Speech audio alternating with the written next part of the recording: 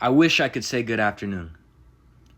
But this is coming off of the worst offensive play calling game I've seen since the Steve Wilkes era. Drew Petzing.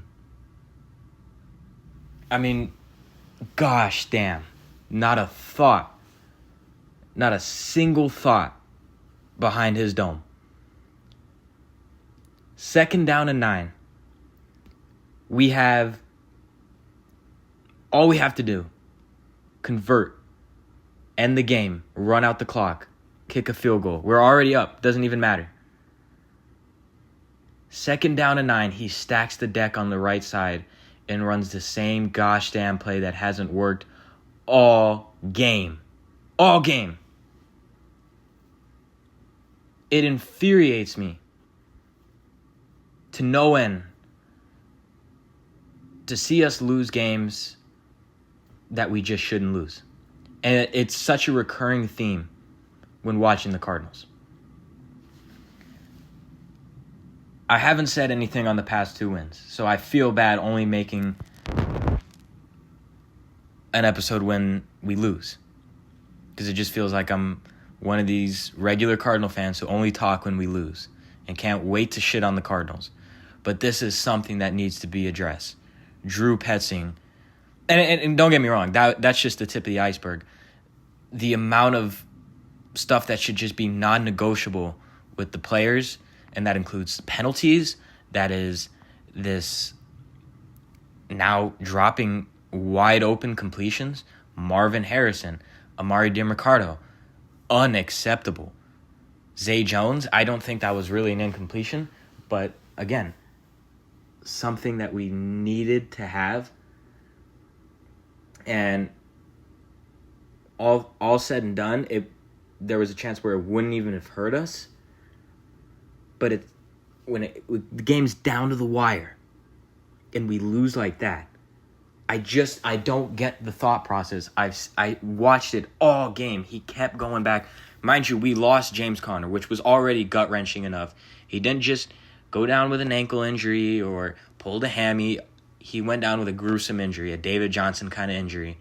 He's the heart of our team, and this is what happens.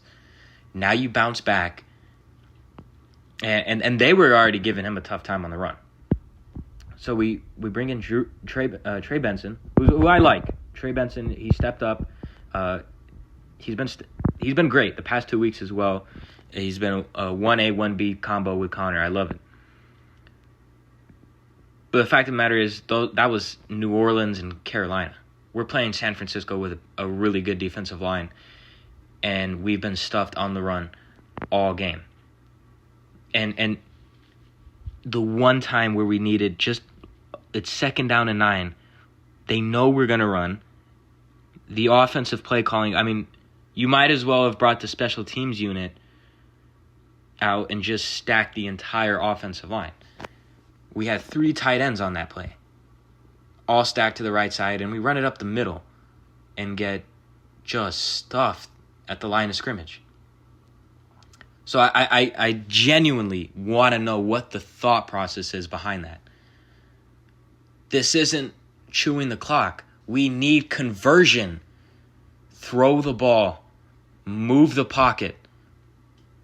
We have, it's safe to say, the best quarterback for moving the pocket. Kyler Murray, one of the most elusive guys in the NFL. He can convert with his legs, which he's already done. He can convert through the air. Anything would have been better than that. Hell, we should have just tried a field goal. It was just a joke, an absolute joke of a play call. And that was like that all game. Piss poor play calling the entirety of the game. And that's what really lost us the game. I'd never been sold on Drew Petzing. Never. But I never said that he should be fired. I didn't say this guy's got to go. Like everyone jumps ship so abruptly all the time. I'm not that kind of guy. But this was a game where it's a divisional game. You got another divisional game in 4 days. You need a secure win here. Stay undefeated, 3-0, going, facing Seattle on Thursday Night Football. But this is the kind of stunt we pull. It was an absolute disgrace. Again, every loss hurts, but it hurts even more, and it infuriates me when it's a loss that just shouldn't happen. And I don't blame the defense. The defense held them 16 points, and they got flimsy field goals. But this was something that it's like we should not have went out that way. We just practically handed them the win. And again, I'm really not upset at the defense. We are severely understaffed. Injuries and just personnel, it's going into the season, we didn't have the best secondary. Will Johnson was our best guy, and he's a rookie. And now he's out. So the fact that we held them to 16 points, granted they're out Brock Purdy, George Kittle, I don't think Jones, Purdy, I don't think it made that big a difference. Purdy's a game manager. We would have dealt him the same kind of defense we did. And it just didn't happen. They got in field goal range, which was relatively easy, especially when our weakness is over the middle. We could not stop Pearsall in the slot, and we've always struggled with tight ends over the middle.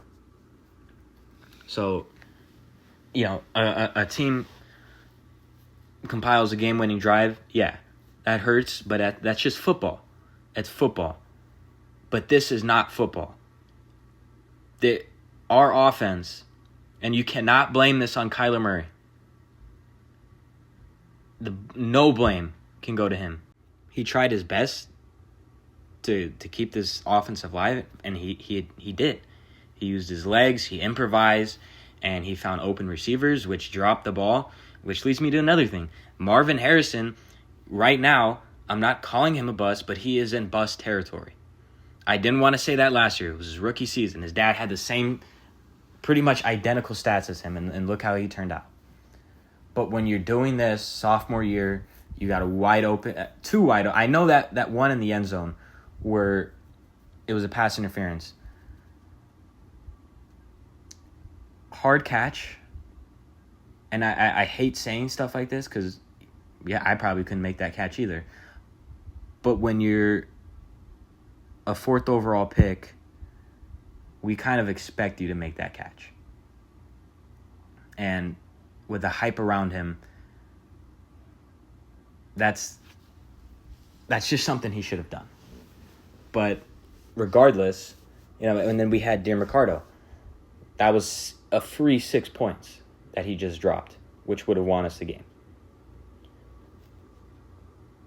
And you can just pick and choose where your faults are at. Either way, they all lined up to a game that we just shouldn't have lost. This was pure, blatant sloppiness. This was piss-poor play calling, which is unacceptable. Our team is too good, way too good, to be losing games to the San Francisco 49ers. They're no threat. The 49ers are no threat whatsoever. Whether they had Kittle on the field and Purdy, they don't scare me. That team's going to be bottom of the barrel like they always are. We handed them that victory on a silver platter, which we cannot do. We almost handed Carolina. I know a lot of fans were upset the way we won the game. The fact that we had that game in control, we just let up. But this was a game that we cannot have those kind of wrinkles. I know it's still early on in the season, but we've had 2 weeks. 2 weeks. Walking into Levi Stadium against the 49ers, divisional game, that you need to be executing to the highest standard. And we didn't. I can't blame the defense here. We're severely understaffed. But the offensive line, Kelvin Beachum, my gosh, man. Well, I'm not really surprised, but I get fed up every time I see a yellow flag come flying across the field, and it's number 68, false start. I mean, it's just a gimme. If you want a safe bet, you put the farm on Kelvin Beachum jumping on a 1st down and 10. So you compile all that up, and you say, this is why we lost the game. You cannot put the blame on Murray. This had nothing to do with Connor going down. This was strictly us. And again, I hate just making a video when we lose. But it hurts so much to see us lose this way. It's just a joke. What a joke. It was a joke of a game.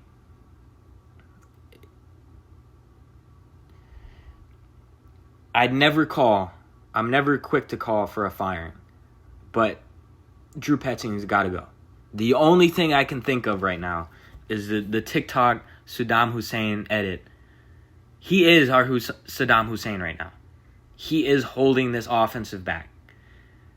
I mean, he ran the same plays. It looked like something right out of the Steve Wilkes era. The same Josh Rosen screenplay to Christian Kirk that never went anywhere. And here we are running the same plays when the game is on the line. We need a conversion. When it's 3rd and 9, they know we're going to throw the ball. Why wait till 3rd? Treat your 3rd down like a 4th down, and most of the time your back won't be against the wall. And now 4 days from now we got to go face Seattle on Thursday night, which should I want to say on paper and knowing this team, it should be a win. We should dominate Seattle. They're not that good, especially with Sam Darnold at the helm. Okay, but with the way we just fall apart in crucial moments, and we have so many areas that we're just lacking in. Injuries now, a huge one. James Conner, that's brutal. I mean, that's gut-wrenching. The heart of our team goes down. Again, 2-1 should be 3-0. We cannot afford to lose any games. I know it's early in the season, but this is how it starts. So I don't know what the move is. I don't know what's going through Gannon's head. I don't know what's going through Ossenfort's head. Are we saying, look, this team, I know where this team can go. I know the ceiling. Big changes need to be made. That's bringing in personnel. That's firing personnel. I don't know. We have to see, because I do not want to wait till the next offseason to see big change. But with that being said, we got a tough game. It's going to be a tough game coming up on Thursday Night Football. And it's just up to us. It's up to us to execute. So we'll see what happens then.